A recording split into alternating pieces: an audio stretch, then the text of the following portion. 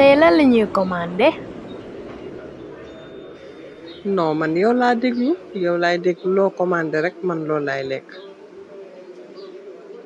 xaaral ma paase commande gi comme ça ñu daal di ñoganalu. waa Babacar gisoo ni Asiya ak Yaasin moom yàgg nañ lool torop sax.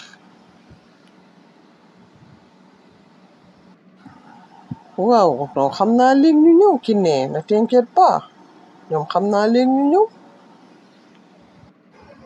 waaw xam naa léegi ñu ñëw kay parce que ñoom daaw ñu yàgg moom d'habitude xam naa léegi ñu ñëw incha allah. pizza bi macha allah neex na trop. neex na mais yow bala ngaa lekk ba ñaan nga ba pare. subhanallah ñaan bi nanati la sax. waaw ñaan bi nga xamante ne nii bala ngaa lekk moom ngay wax mooy allahumma barik lana fi ma razaqtana wa ja'alna min al muslimin. est-ce que amul ñaan bi ñu war a wax bu ñu lekkee ba pare.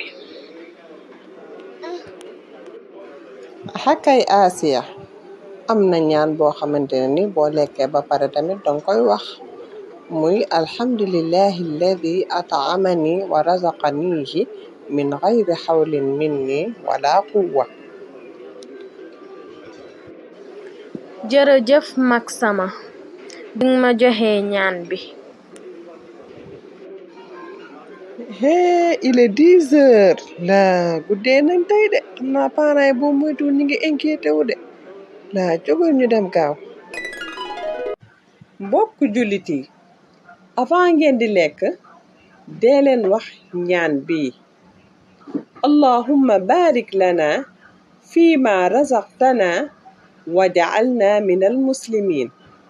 allahumma barik lana fii ma razaqtana wa ja'alna min al muslimin. am na tamit ñaan bu yonent bi sallallahu alayhi wa sallam tamit jàngale pour bu ñu lekkee ba noppi muy alhamdulillahi alladi at'amani wa razaqani min gayri xawlin minni wala quwwa. alhamdulillahi alladi at'amani wa razaqanihi min gayri xawlin minni wala quwwa. waa kay mbokk jullit yi yonent bi sallallahu alayhi wa sallam moo ñu jàngal ñaan yooyu le jërë ngeen jëf.